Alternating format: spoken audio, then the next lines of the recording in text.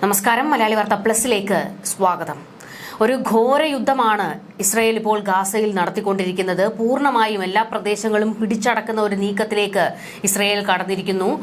ഇപ്പോൾ ഗാസയുടെ പടിഞ്ഞാറ് ഭാഗത്തേക്കാണ് കരയാക്രമണം വലിയ തോതിൽ വ്യാപിപ്പിച്ചിരിക്കുന്നത്. ഇസ്രായേൽ ഇതുവരെ പ്രയോഗിക്കാതിരുന്ന പല ആയുധങ്ങളും ഇപ്പോൾ ഗാസയിൽ പ്രയോഗിക്കുന്നുണ്ട്. അതിശക്തമായ ഒരു ആക്രമണം ഗാസയിൽ അഴിച്ചുവിട്ടിരിക്കുകയാണ് ഇസ്രായേൽ. പൂർണ്ണമായും ആരൊക്കെ എന്തൊക്കെ പറഞ്ഞാലും അതൊന്നും ചെവിക്കൊള്ളാതെ പൂർണ്ണമായും ഗാസ പിടിക്കുക എന്നുള്ള ഒരു നീക്കത്തിലേക്ക് ഇസ്രായേൽ കടക്കുന്നു. പക്ഷേ ഇസ്രായേലിനെ തടുക്കാനാകാതെ അമേരിക്ക കയ്യും കെട്ടി നോക്കി നിൽക്കേണ്ടി വരുന്ന ഒരവസ്ഥ. പക്ഷേ അമേരിക്ക ഇപ്പോൾ വലിയ രീതിയിൽ ഇസ്രായേലിനെ വിമർശിച്ച് രംഗത്തേക്ക് വരുന്നുണ്ട്. ഒരു കടന്ന കൈ പ്രയോഗം വരെ ഇപ്പോൾ ഇസ്രായേൽ വിഷയത്തിൽ അമേരിക്ക എടുത്തിരിക്കുന്നു എന്നുള്ളതാണ് ഈ മണിക്കൂറിലെ ഏറ്റവും പ്രധാനപ്പെട്ട വിവരം. ഇനി എങ്ങനെയാണ് ഇസ്രായേലിനെ പിടിച്ചുകെട്ടാൻ ആർക്കാണ് കഴിയുക? പക്ഷെ ഇതിലൊരു ചെറിയ വ്യത്യാസമുണ്ട്. അമേരിക്ക പറയുന്നുണ്ട്, ശരി, ഇസ്രായേലിനെതിരെ കുറ്റം പറയുന്നുണ്ട്, ഇസ്രായേൽ ഇങ്ങനെ ചെയ്യരുതെന്ന് പറയുന്നുണ്ട്. ഇതിന് ഒപ്പം തന്നെ അമേരിക്ക ചെറിയൊരു ഇരട്ടത്താപ്പ് കളിച്ചിട്ടുണ്ട്. കുറച്ച് മുമ്പേ വന്ന വാർത്തയിൽ പറഞ്ഞിരുന്നു, UN പ്രമേയം വന്നു കഴിഞ്ഞപ്പോൾ അതിന് ഇസ്രായേലിനെ ഒറ്റപ്പെടുത്തണമെന്നും ഇസ്രായേലിനെ യുദ്ധക്കുറ്റം ചുമത്തണമെന്നും ഒക്കെ പറഞ്ഞിട്ടുള്ള UN പ്രമേയത്തിനെ അമേരിക്ക വീറ്റോ ചെയ്തിട്ടുണ്ട്. അപ്പോൾ ഇതിൽ ഒരു കാര്യം നടന്നിട്ടുണ്ട്. എന്തെല്ലാം സംഭവിച്ചു കഴിഞ്ഞാലും, എത്രയെല്ലാം ട്രംപ് നെതന്യാഹുവിനെ കുറ്റം പറഞ്ഞു കഴിഞ്ഞാലും, അല്ലെങ്കിൽ അമേരിക്ക ഇസ്രായേലിനെതിരെ കുറ്റം പറഞ്ഞു കഴിഞ്ഞാലും, ട്രംപ് നെതന്യാഹുവിനെ അംഗീകരിക്കുന്നുണ്ട്, അല്ലെങ്കിൽ സപ്പോർട്ട് ചെയ്യുന്നുണ്ട്. അതിൻ്റെ ഒരു പ്രധാന കാരണമായിട്ട് വരുന്നത് ഗാസയെ ഒരു റിയൽ എസ്റ്റേറ്റ് മേഖലയായിട്ട് തന്നെയാണ് അമേരിക്ക ഇപ്പോഴും കാണുന്നത്. കുറച്ച് മുമ്പ് അങ്ങനത്തെ ഒരു സംസാരം ഉണ്ടായിരുന്നു, ഇതിനെ വിനോദസഞ്ചാര കേന്ദ്രമാക്കുമെന്നൊക്കെ. അതിൽ നിന്നെല്ലാം കുറേ നമ്മൾ മാറിയിട്ടുണ്ട്, ഗാസ എല്ലാം മാറിയിട്ടുണ്ട്. പക്ഷേ ഇപ്പോഴും ഒരു റിയൽ എസ്റ്റേറ്റിൻ്റെ ഒരു താല്പര്യം അമേരിക്കയ്ക്ക് ഇപ്പോഴും ഗാസയിൽ നിലനിൽക്കുന്നുണ്ടോ എന്നൊരു സംശയമുണ്ട്. എന്ന് മാത്രമല്ല, അമേരിക്ക അങ്ങനെ പരിപൂർണ പിന്തുണ പരോക്ഷമായിട്ട് നൽകുന്ന അത്രയും കാലത്തോളം തീർച്ചയായിട്ടും ഇസ്രായേൽ എന്തായാലും യുദ്ധത്തിൽ നിന്ന് പിന്മാറാൻ സാധ്യതയില്ല എന്ന രീതിയിൽ തന്നെയാണ് ഇപ്പോൾ കാര്യങ്ങൾ മുന്നോട്ട് പോകുന്നത്. കാരണം ഇപ്പോൾ തന്നെ ഇസ്രായേലിൽ 65,141 പേരാണ് കൊല്ലപ്പെട്ടിട്ടുള്ളത്. ഇതിനേക്കാൾ എത്രയോ ഇരട്ടി 1,65,925 പേർക്ക് പരിക്കേറ്റു. ഇതിനു പുറമെ ആയിരക്കണക്കിന് ആൾക്കാർ അവശിഷ്ടങ്ങൾക്കിടയിൽ കുടുങ്ങിയിട്ടുണ്ടെന്ന് പറയുന്നു. ഇതിലൊന്നും പെടാതെ എഴുതപ്പെടാതെ പോയിട്ടുള്ളവർ ഇഷ്ടംപോലെ കിടപ്പുണ്ട്. കെട്ടിടങ്ങൾക്ക് ഉള്ളിലെല്ലാം ധാരാളം പേര് കിടപ്പുണ്ട്. അതുപോലെ കുട്ടികൾ എത്ര പേരാണെന്നുള്ളതിനെ കുറിച്ച് ആർക്കും അറിയില്ല. കാരണം അച്ഛനമ്മമാരൊന്നും ജീവിച്ചിരിക്കാത്ത കുട്ടികൾ പോലും ഇഷ്ടം പോലെയുണ്ട്. അപ്പോൾ ആ കുട്ടികൾ ജീവിച്ചിരിപ്പുണ്ടോ, മരിച്ചോ, മറ്റെന്തെങ്കിലും അവസ്ഥയിലാണോ എന്ന് പോലും അറിയാത്ത അവസ്ഥയുണ്ട്. ആ ഒരു ഭീകര അന്തരീക്ഷം തന്നെയാണ് നിൽക്കുന്നത്. പക്ഷെ ആ അന്തരീക്ഷം നിൽക്കുമ്പോഴും ഇസ്രായേലിന് 2 ലക്ഷ്യമാണ് പ്രധാനമായിട്ടും ഉണ്ടായിരുന്നത്. ഒരു ലക്ഷ്യം ആദ്യത്തെയും അവസാനത്തെയും എന്ന് പറയുന്ന പോലെ ഒരു ലക്ഷ്യമായിട്ടുണ്ടായിരുന്നത് ബന്ദികളുടെ മോചനം തന്നെയായിരുന്നു. പക്ഷെ ഇപ്പോൾ ബന്ദികളുടെ മോചനത്തിനേക്കാൾ കൂടുതലായിട്ട് ഇസ്രായേൽ ഇപ്പോൾ മുന്നോട്ട് കൊടുക്കുന്ന ഒരു ആശയം അല്ലെങ്കിൽ ആവശ്യം ഹമാസിന്റെ ഉന്മൂലനമാണ്. ഹമാസിനെ ഉന്മൂലനം. കാരണം ഇപ്പോൾ നെതന്യാഹുവിന് തന്നെ അറിയാം, 50 ബന്ദികൾ ഉണ്ടായിരുന്നതിൽ 20 പേരുണ്ടെന്ന് വിചാരിക്കുന്നു. പക്ഷെ അത് 20 പേരുണ്ട് എന്നുള്ളത് വെറും ഒരു പ്രതീക്ഷ മാത്രമാണ്. എത്ര പേര് ജീവിച്ചിരിപ്പുണ്ടെന്ന് ഇപ്പോഴും അറിയില്ല. അതിന് പുറമെ ഹമാസ് തന്നെ പറഞ്ഞിട്ടുണ്ട്, ബന്ദികളുടെ മോചനം നിരുത്സാഹപ്പെടുത്തുന്നതിന് വേണ്ടിയിട്ടുള്ള പ്രവൃത്തികളാണ് നെതന്യാഹുവിൻ്റെ ഭാഗത്തുനിന്നുണ്ടാകുന്നത് എന്ന് ഹമാസ് പറഞ്ഞിട്ടുണ്ട്. കാരണം ഒരിക്കലും ഇനി ബന്ദികളെ അവർ വിട്ടുതരില്ല എന്ന രീതിയിലൊരു സൂചനയും വന്നിട്ടുണ്ട്. ബന്ദികളുടെ ബന്ധുക്കള് പ്രകടനങ്ങളെല്ലാം നടത്തുന്നുണ്ട്, പ്രതിഷേധങ്ങളെല്ലാം നടത്തുന്നുണ്ട്. പക്ഷേ എങ്കിൽ പോലും ഒരിക്കലും വിട്ടുപോയിട്ടില്ല. കാരണം ഇതിനെല്ലാം തുടക്കം വരുന്നത് 1,139 പേര് ഇസ്രയേലിൽ അന്ന് കൊല്ലപ്പെട്ടതാണ്. അതിനൊപ്പം തന്നെ അന്ന് പിടിച്ചുകൊണ്ടുപോയത് 200ഓളം തടവുകാരെയാണ്. അതിലിപ്പോൾ അവശേഷിക്കുന്നതാണ് 20 പേരെന്ന് പറയുന്നത്. ബാക്കി കുറച്ചു പേരെ രക്ഷപ്പെടുത്തി, ബാക്കിയുള്ള പേർ മരിച്ചു എന്ന് പറയുന്നു. അവരുടെ ശവശരീരങ്ങൾ പോലും കിട്ടിയിട്ടില്ല. ആ രീതിയിലാണ് ഇപ്പോൾ കാര്യങ്ങൾ നീണ്ടുപോകുന്നത്. പക്ഷേ എങ്കിലും ഇസ്രായേൽ ടാങ്കുകൾ ഇപ്പോൾ ഗാസ സിറ്റിയുടെ പല കേന്ദ്രങ്ങളിലേക്ക് നീങ്ങിക്കൊണ്ടിരിക്കുകയാണ്. ആദ്യം ഗാസ സിറ്റിയിൽ തന്നെയായിരുന്നു. ഇപ്പോഴും 10,000-കണക്കിന് ആൾക്കാർ അവിടെ കുടുങ്ങിക്കിടക്കുന്നുണ്ട് എന്ന് പറയുന്നു. പോകാൻ പറ്റാതെ ഗാസ സിറ്റിയിൽ നിന്ന് എത്രയും പെട്ടെന്ന് ഒഴിഞ്ഞു പോകണമെന്നും തെക്ക് ഭാഗത്തേക്ക് പോകണമെന്ന് പറഞ്ഞിരുന്നു. ഇതിന്റെ ഇടയിൽ തന്നെ പടിഞ്ഞാറ് ഭാഗത്ത് വലിയൊരു കെട്ടിടത്തിന് നേരെ ഗംഭീര ഒരു ആക്രമണം നടന്നിട്ടുണ്ടായിരുന്നു ഇസ്രായേലിന്റെ ഭാഗം. പക്ഷെ അതിനു മുൻപ് അറിയിച്ചിരുന്നു ആ കെട്ടിടം ഇടിച്ചു പൊളിക്കാൻ പോവുകയാണ്. അവിടെ ഹമാസ് നേതാക്കളുണ്ട്. ശരിയാണ്, ഈ പറയുന്ന പോലെ തന്നെ ഇസ്രയേൽ ഇപ്പോൾ പറയുന്ന ഒരു ന്യായം, ഞങ്ങൾ ഗാസയിൽ ആക്രമിക്കുമ്പോൾ അവിടെ ഞങ്ങൾ മുന്നറിയിപ്പ് കൊടുക്കുന്നുണ്ട് ആക്രമിക്കുന്ന മേഖല എവിടെയാണെന്ന്. പക്ഷേ അങ്ങനെ ഇസ്രയേൽ പറയുമ്പോഴും മറ്റൊരു വശത്ത് ഗാസയിൽ ആക്രമണം നടക്കാത്ത ഒരു സ്ഥലം പോലും ഇല്ല.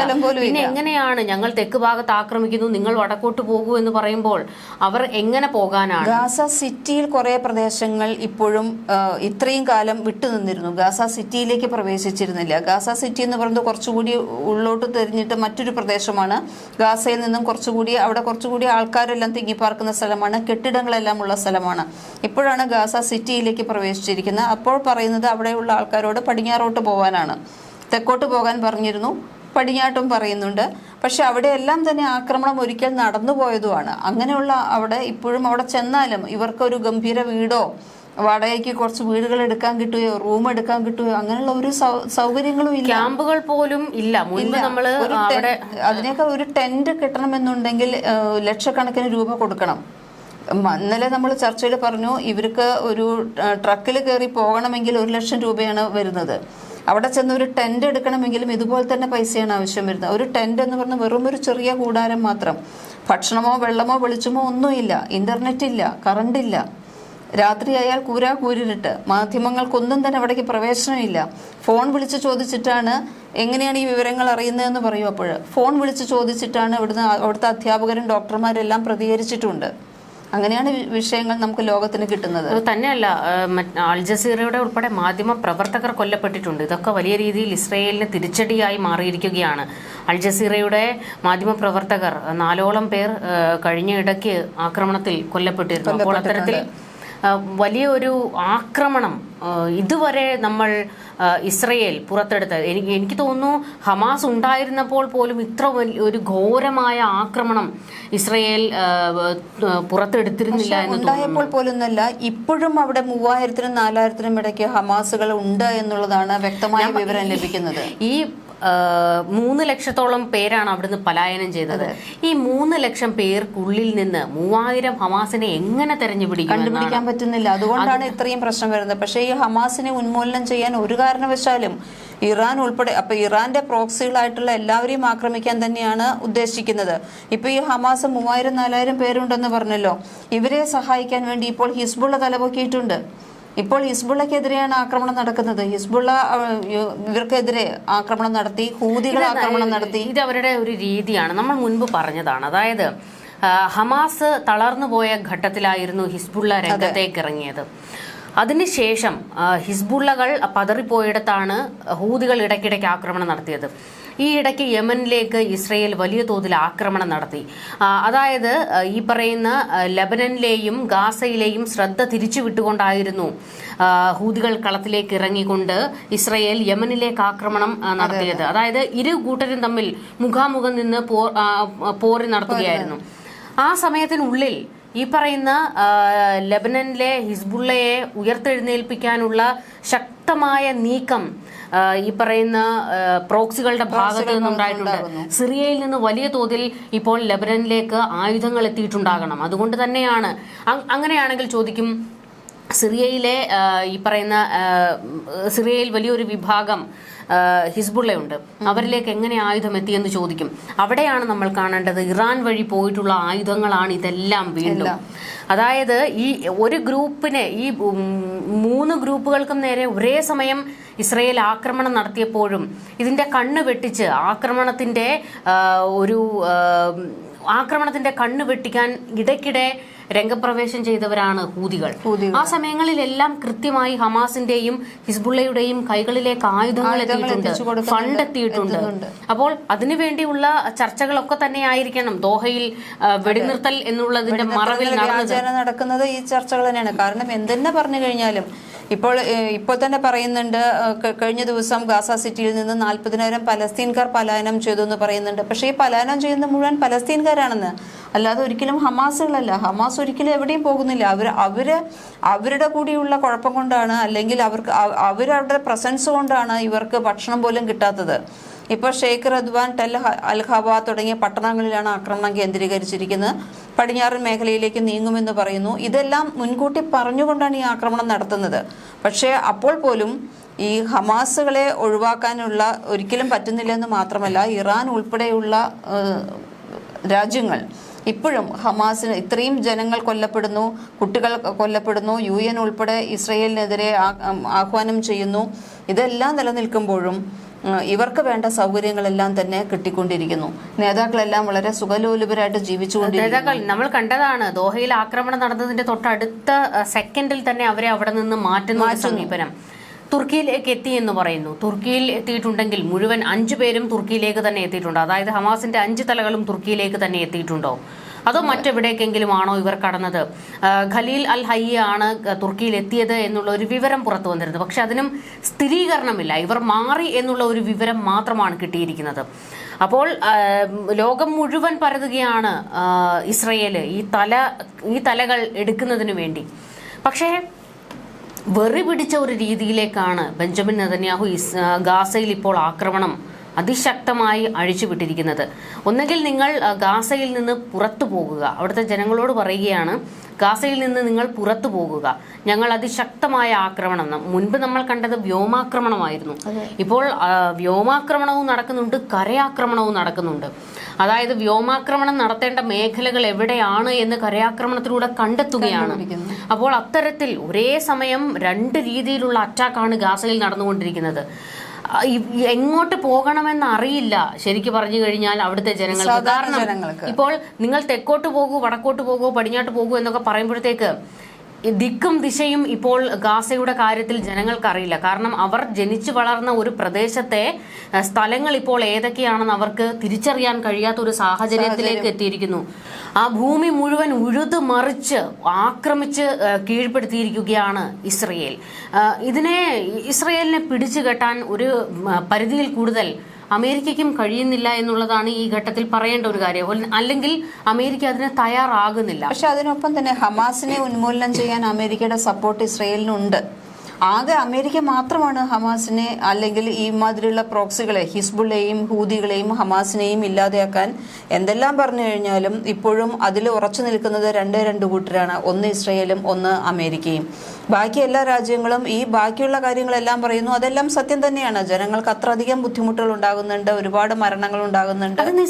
ഒട്ടും നിസ്സാരമല്ല. അതിന് വളരെയധികം ദുഃഖവും വിഷമവും എല്ലാം ഉണ്ട്. പക്ഷെ എങ്കിൽ പോലും ഈ 3000-4000 ഉള്ള ഹമാസുകൾ ഇപ്പോഴും അവിടെ നിൽക്കുന്നു. നേതാക്കന്മാർ ഇപ്പോഴും പുറത്ത് രാജ്യങ്ങളിൽ വളരെ സന്തോഷപൂർവ്വം നിൽക്കുന്നു. ഒരിക്കലും ഇതിനെ അവസാനിപ്പിക്കാൻ കഴിയില്ലേ ഈ ലോകത്ത് എന്നുള്ള ചിന്തയിലേക്കാണ് നമ്മൾ പോകുന്നത്. ചോദ്യം ഇതാണ്, ഈ 3000-4000 പേർക്ക് വേണ്ടി 3 ലക്ഷം 4 ലക്ഷം ജനങ്ങൾ കൊല്ലപ്പെടണോ എന്നുള്ള ചോദ്യമാണ്. പക്ഷെ ഇവരെ എന്ത് ചെയ്യും? വീണ്ടും ഈ 3000-4000 എന്നുള്ളത് ഇപ്പോഴത്തെ കണക്കാണ്. ഇതൊരു ഒരാഴ്ച നിന്നു കഴിഞ്ഞാൽ അല്ലെങ്കിൽ ഈ യുദ്ധം ഒന്ന് അവസാനിച്ച് നെതന്യാഹു വാള് താഴെ വെച്ചു കഴിഞ്ഞാൽ തീർച്ചയായും അത് 30,000-40,000-മായി വീണ്ടും രംഗത്ത് വരും.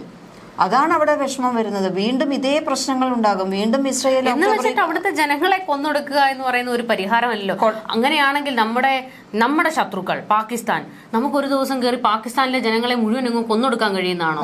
അതൊന്നും പോസിബിൾ അല്ല. എന്ത് ചെയ്യും? ഇപ്പൊ എന്തായാലും ഇത്രയും ആക്രമണം മുന്നേറി കഴിഞ്ഞു. ആ ഒരു ലെവലിൽ നമ്മളിപ്പോ ചിന്തിക്കുന്ന ഒരു ലെവലിൽ നിന്നും എല്ലാം വിട്ടുകഴിഞ്ഞു. ഇനി അവിടെ ഈ പറഞ്ഞതുപോലെ ഈ ഹമാസിനെ ഉന്മൂലനം ചെയ്യാൻ കഴിഞ്ഞില്ലെങ്കിൽ എന്തിന് ഇത്ര അധികം ജീവത്യാഗങ്ങൾ അവിടെ ഉണ്ടായി എന്നുള്ള ചോദ്യം ബാക്കിയാവും. എന്തുകൊണ്ട് ഇങ്ങനൊരു സംഭവം വരുന്നു? ഇപ്പോഴും ഇസ്രയേൽ ആക്രമണം ശക്തിയാക്കിയിരിക്കുകയാണ്. പുതിയ ആയുധങ്ങൾ എടുക്കുന്നു. അയൺ ഡോമിനൊപ്പം തന്നെ മിസൈൽ സംവിധാനങ്ങൾ, ലേസർ ഉപയോഗിച്ചിട്ടുള്ള ആയുധങ്ങൾ എടുക്കുന്നു. ലേസർ ഉപയോഗിച്ചുള്ള ആയുധങ്ങൾ എന്ന് പറയുമ്പോൾ തന്നെ അതായത് മനുഷ്യന്റെ അസ്ഥികൾ പോലും തുളച്ചു കയറുന്ന അതിമാരകമായ ഒരു യുദ്ധത്തിൽ ഉപയോഗിക്കാൻ പാടില്ലാത്ത ആയുധങ്ങൾ ഇസ്രായേൽ ഗാസയിൽ പ്രയോഗിക്കുന്നു. ഇതിൽ പിടഞ്ഞു മരിക്കുന്നത് ഈ പറയുന്നത് പോലെ തന്നെ എല്ലാം ഹമാസ് ഒന്നുമല്ല, അവിടുത്തെ ജനങ്ങളാണ് കൊല്ലപ്പെട്ടുകൊണ്ടിരിക്കുന്നത്. മരിക്കുന്നതേ ഇല്ല, മരിക്കുന്ന മുഴുവൻ സാധാരണ ജനങ്ങളാണ്. അപ്പോൾ എവിടെയാണ് ഇവരെ ഒളിപ്പിച്ചിരിക്കുന്നത്? ഒരു തലയ്ക്ക് പറഞ്ഞു കഴിഞ്ഞാൽ ഇതിനിപ്പോ എതിർക്കുന്നവർ വേണമെങ്കിൽ പറയാം, എലിയെ പേടിച്ച് ഇല്ലം ചുടാമോ എന്ന് ചോദിക്കാം. ഒരു തരത്തിൽ അത് തന്നെയാണ് നടക്കുന്നതെന്നും പറയാം. പക്ഷേ എങ്കിൽ പോലും എങ്ങനെയാണ് ഈ ഹമാസ്, ഹിസ്ബുള്ള, ഹൂതികൾ എന്ന് തുടങ്ങിയിട്ടുള്ള പ്രോക്സി സംഘത്തിനെ ഇനിയും നിലനിർത്തിക്കൊണ്ടു പോകുന്നത് എങ്ങനെ എന്നുള്ള ചോദ്യമാണ് നെതന്യാഹു ചോദിക്കുന്നത്. കാരണം ബന്ദികളുടെ ജീവൻ പോയി, ഇത്രയും ആൾക്കാരുടെ ലക്ഷക്കണക്കിന് ആൾക്കാര് ഇനിയിപ്പോ ബന്ദികളെ കിട്ടും എന്ന് ഇസ്രായേൽ കരുതുന്നുണ്ടോ? ഒരിക്കലുമില്ല. കാരണം ഇത്രത്തോളം വലിയ ആക്രമണങ്ങൾ അഴിച്ചുവിട്ടു കഴിഞ്ഞു. അവരുടെ നേതാക്കന്മാരെ എല്ലാം കൊലപ്പെടുത്തുന്നു. ഇനിയും നേതാക്കന്മാരെ കൊല്ലാൻ തയ്യാറെടുക്കുന്നു. അവരുടെ അവസാന കയ്യിലുണ്ടായിരുന്ന ഒരു ആയുധമായിരുന്നു ബന്ദികളെ വെച്ച് വില പേശിയിട്ടും നെതന്യാഹു വലിയ തോതിൽ ആക്രമണം അഴിച്ചുവിടുന്ന ഘട്ടത്തിൽ ഇനി ബന്ദികളുടെ ജീവന് അധിക ആയുസ് ഉണ്ടാകാൻ സാധ്യതയില്ല. അതുകൊണ്ട് തന്നെയാണ് ഇത് തിരിച്ചറിഞ്ഞുകൊണ്ടായിരിക്കണം ബന്ദികളുടെ ബന്ധുക്കളും അതുപോലെ തന്നെ ഇസ്രയേലിലെ ജനങ്ങളും ബെഞ്ചമിൻ നെതന്യാഹുവിനെതിരെ വലിയ രീതിയിൽ വിമർശനം ഉന്നയിച്ച് രംഗത്തേക്ക് വന്നിട്ടുണ്ട്. എന്നാൽ ബെഞ്ചമിൻ നെതന്യാഹു ആക്രമണം അവസാനിപ്പിക്കരുത്, ഹമാസിനെ ഉന്മൂലനം ചെയ്യുന്നതുവരെ ഈ ആക്രമണം നടത്തണമെന്നാണ് തീവ്ര വലതുപക്ഷക്കാർ ആവശ്യപ്പെട്ടിരിക്കുന്നത്. വലിയ ജൂതവികാരം ഉള്ള തീവ്ര ജൂതവികാരമുള്ള മന്ത്രിമാർ ഉൾപ്പെടെ ഇപ്പോൾ നെതന്യാഹുവിനോട് പറഞ്ഞിരിക്കുന്നത് ഇത് വലിയ ഒരു തോതിലേക്ക് വലിയൊരു ആക്രമണമെന്നല്ല, ഒരു കൂട്ടക്കുരുതിയിലേക്ക് കാര്യങ്ങൾ കൊണ്ടെത്തിക്കുകയാണ്. ഒരു വംശീയ ഉന്മൂലനം എന്ന് നമ്മൾ മുൻപ് പറഞ്ഞിരുന്നു. ഇതിനു മുൻപ് നമ്മൾ അത്തരം ഒരു പ്രയോഗം നടത്തിയിരുന്നില്ല. കാരണം അന്ന് ഇസ്രയേൽ ആക്രമിച്ച് കൊലപ്പെടുത്തിയവരിലേറെയും ഈ പറയുന്ന ഹമാസ് ആയിരുന്നു. പക്ഷെ അത് വിട്ട് ശരിക്കും പറഞ്ഞു കഴിഞ്ഞാൽ ഇപ്പോൾ ഒരു വംശീയ ഉന്മൂലനം ആ നിലയിലേക്കാണ് ഇസ്രയേൽ ഗാസയിൽ ആക്രമണം അഴിച്ചുവിട്ടുകൊണ്ടിരിക്കുന്നത്. UN വലിയ രീതിയിൽ അതിശക്തമായി ഇസ്രയേലിനെതിരെ നിൽക്കുന്നു. ഫ്രാൻസ്, ബ്രിട്ടൻ പോലെയുള്ള രാജ്യങ്ങൾ ഇസ്രയേലിനെ വിമർശിക്കുന്നു. പല രാജ്യങ്ങളും ഇസ്രയേലിനെതിരെ തിരിഞ്ഞിരിക്കുകയാണ്. പക്ഷെ അതൊന്നും കണക്കിലെടുക്കാതെ ബെഞ്ചമിൻ നെതന്യാഹുവും പ്രതിരോധ മന്ത്രി ഇസ്രയേൽ കാറ്റ്സും കൂടിയാണ് ഗാസയിൽ അതിമാരകമായ ആക്രമണം അഴിച്ചുവിട്ടുകൊണ്ടിരിക്കുന്നത്. ഇത് വലിയ യുദ്ധക്കുറ്റമായി തന്നെ ഇപ്പോൾ തന്നെ യുദ്ധക്കുറ്റമുണ്ട്. ഇത് ബെഞ്ചമിൻ നെതന്യാഹുവിന്റെ തന്നിഷ്ടമാണോ എന്നുള്ള തരത്തിൽ ചോദ്യങ്ങൾ ഉയരുന്നു. ട്രംപിനും ഇപ്പോൾ അടിപതറുകയാണ്. കാര്യം എന്താണെന്ന് വെച്ച് കഴിഞ്ഞാൽ ട്രംപ് പറഞ്ഞിട്ടും ബെഞ്ചമിൻ നെതന്യാഹു കേൾക്കുന്നില്ലേ എന്നുള്ളൊരു ചോദ്യമാണ് ഉയരുന്നത്. വലിയ വിമർശനങ്ങൾ ട്രംപ് നേരിടേണ്ടി വരുന്നു.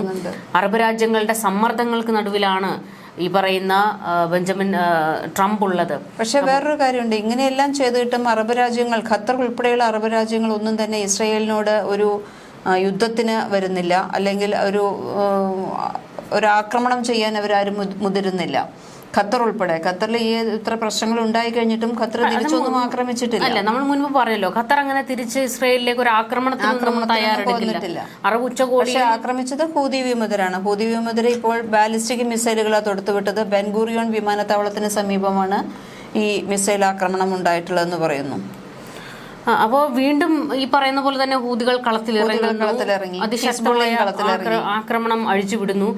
ഹിസ്ബുള്ളയുടെ തലവൻ ഇറാനിലാണ് സുരക്ഷിതമായി കഴിയുന്നത്. അപ്പോൾ കൃത്യമായ ഒരു പ്ലാനിങ് അവിടെ നടക്കുന്നുണ്ട് എന്നുള്ളതാണ്. കഴിഞ്ഞ ദിവസം നമ്മൾ കണ്ടതാണ്, ഇസ്രയേലിനെ ഇല്ലാതാക്കാൻ ഇറാൻ നേരിട്ട് ഞങ്ങൾ ഇറങ്ങുന്നു, അറബ് രാജ്യങ്ങൾ ഞങ്ങൾക്ക് പിന്തുണ നൽകണമെന്ന് ആവശ്യപ്പെട്ടുകൊണ്ട് നമുക്കൊരു ഇസ്ലാമിക നാറ്റോ രൂപീകരിക്കാം ഇസ്രയേലിനെ ഇല്ലാതാക്കാൻ എന്ന് പറഞ്ഞുകൊണ്ട് കഴിഞ്ഞ ദിവസം ആയത്തുള്ള ഖമനേയി ഒരു വലിയ പ്രസ്താവനയൊക്കെ നടത്തിയിരുന്നു. പക്ഷേ അതിലൊന്നും വീഴാൻ അറബ് രാജ്യങ്ങൾ തയ്യാറായില്ല. കാരണം ഒരു ആക്രമണ രീതിയിലേക്ക് കാര്യങ്ങൾ കൊണ്ടെത്തിക്കാൻ അറബ് രാജ്യങ്ങൾ ആഗ്രഹിക്കുന്നില്ല. നയതന്ത്രപരമായി വിഷയം കൈകാര്യം ചെയ്യാൻ അറബ് ഉച്ചകോടി നടന്നിരുന്നു. വീണ്ടും ഇസ്ലാമിക രാജ്യങ്ങൾ പലസ്തീൻ വിഷയത്തിൽ, ഗാസ വിഷയത്തിൽ ചർച്ചയ്ക്ക് തയ്യാറെടുക്കുന്നുണ്ട്. വീണ്ടും അമേരിക്കയ്ക്ക് മുൻപിൽ സമ്മർദ്ദം ചെലുത്തി ഇസ്രയേലിനെ മെരുക്കുക എന്നുള്ളൊരു നീക്കം മാത്രമാണ് ഈ വിഷയത്തിൽ അറബ് രാജ്യങ്ങൾക്ക് മുൻപിലുള്ള പോംവഴി. അല്ലാതെ അറബ് രാജ്യങ്ങളെല്ലാം കൂടി ഒന്നിച്ചു ചേർന്നുകൊണ്ട് ഇസ്രയേലിനെതിരെ ഒരു ആക്രമണത്തിന് മുതിരുകയൊന്നുമില്ല. പക്ഷേ കൈവിട്ട കളിയാണ് ഇസ്രയേൽ ഇപ്പോൾ ഗാസയിൽ നടത്തിക്കൊണ്ടിരിക്കുന്നത് എന്നുള്ളത്. കൈവിട്ട കളി എന്ന് പറയുമ്പോൾ തന്നെ നമ്മളിപ്പോഴും പേടിക്കേണ്ട കാര്യം, ഹമാസുകളുണ്ട്, ഹൂതി വീണ്ടും രംഗത്ത് വരുന്നു, ഹിസ്ബുള്ള രംഗത്ത് വരുന്നു. വീണ്ടും അതേ അതിന്റെ ഒരു അതിനെനിക്ക് പറയാനുള്ള ഒരു മറുപടിയാണ്. അതായത് നമ്മുടെ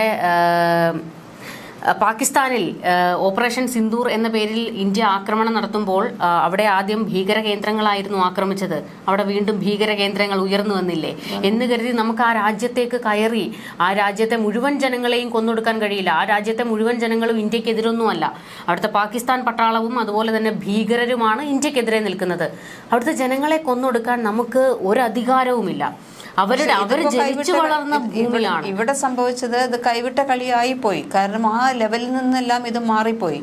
ഇപ്പോൾ എന്താണ് യുദ്ധം എന്ന് പറഞ്ഞൊരു കൂട്ടര് ജീവൻ പിടിച്ച് ഓട്ടം കുറച്ച് ആൾക്കാർ, പലസ്തീനികൾ എല്ലാവരും അവരുടെ ജീവൻ, ഭക്ഷണം അല്ലെങ്കിൽ വീട്ടിലെ വില പിടിച്ച സംഭവങ്ങൾ ഇതൊന്നുമല്ല ഇവർ കൈപിടിച്ച് ഓടുന്നത്. അവരുടെ ജീവൻ കൈപിടിച്ചിട്ടാണ് ഓടുന്നത്. ആ ഒരു ലെവലിലേക്ക് കാര്യങ്ങൾ എത്തിച്ചേർന്നു. എങ്കിലും ഇപ്പോഴും തീവ്ര സ്വഭാവമുള്ള ഈ ഹൂതികളും ഹിസ്ബുള്ളയും എല്ലാം അവർ രംഗത്തുണ്ട്. അമേരിക്ക പോലുള്ള രാജ്യങ്ങളുടെ ഉപരോധങ്ങളെല്ലാം നിലനിൽക്കുന്നുണ്ട്. എന്തായാലും ഇസ്രയേൽ ഇപ്പോൾ പെട്ടെന്നൊന്നും തന്നെ ഈ ലെവലിൽ പോയി കഴിഞ്ഞാൽ ഒരിക്കലും തൽക്കാലം ഒന്നും ഒരു തണുപ്പിലേക്ക് എത്തും എന്ന് നമുക്ക് പ്രതീക്ഷിക്കാൻ പറ്റാത്തൊരവസ്ഥയെ തന്നെയാണ് നിൽക്കുന്നത്. ഇസ്രയേൽ കണക്ക് കൂട്ടുന്ന ഇതായിരിക്കാം, എന്തായാലും എല്ലാവരും ഞങ്ങൾക്കെതിരെ തിരിഞ്ഞു കഴിഞ്ഞു, യുദ്ധം അവസാനിപ്പിക്കാൻ പോകുന്നു. അതുകൊണ്ട് ഇതെല്ലാം അങ്ങ് തകർത്തെറിഞ്ഞ് കാര്യങ്ങൾ ഇസ്രയേലിന് അനുകൂലമാക്കാം എന്നുള്ള ഒരു തീരുമാനത്തിലായിരിക്കാം ഇസ്രയേൽ. നെതന്യാഹു തുടങ്ങിയ സമയത്ത് 2 ഉദ്ദേശമായിരുന്നു ഉണ്ടായിരുന്നത്. ഒന്ന്, ബന്ദികളെ മോചിപ്പിക്കുക. 2, ഹമാസിനെ ഉന്മൂലനം ചെയ്യുക. ബന്ദികളെ മോചിപ്പിക്കാൻ പറ്റില്ല എന്ന് ഉറപ്പായി. അപ്പോൾ അതുകൊണ്ട് ഇനിയിപ്പോൾ ഏറ്റവും കൂടുതൽ പ്രാധാന്യം കൊടുക്കുന്നതും അല്ലെങ്കിൽ പറ്റിയേ തീരൂ എന്നൊരു ഉറപ്പ്, നിർബന്ധ ബുദ്ധി ഉള്ളതും ഹമാസിനെ ഉന്മൂലനം ചെയ്യുക എന്നുള്ള കാര്യത്തിലാണ്. അതിനുവേണ്ടി തന്നെയാണ് ശ്രമിക്കുന്നത്. ജനങ്ങളുടെ അവസ്ഥ അതാണ് പരിതാപകരമായ ഒരു അവസ്ഥ. നമ്മൾ ഇവിടെ നിന്ന് ചർച്ച ചെയ്യുന്നത് പോലെയല്ല, ആ മണ്ണിൽ ആ ജനത അനുഭവിക്കുന്നത് വലിയ പീഡനങ്ങളാണ്. നമുക്ക് കണ്ടു നിൽക്കാൻ കഴിയാത്തത്ര വലിയ പീഡനങ്ങളാണ് ആ ജനങ്ങൾ അനുഭവിച്ചുകൊണ്ടിരിക്കുന്നത്. കൂടുതൽ ചർച്ചകളുമായി കാണാം. നമസ്കാരം. മലയാളി വാർത്ത plus, like, share and subscribe.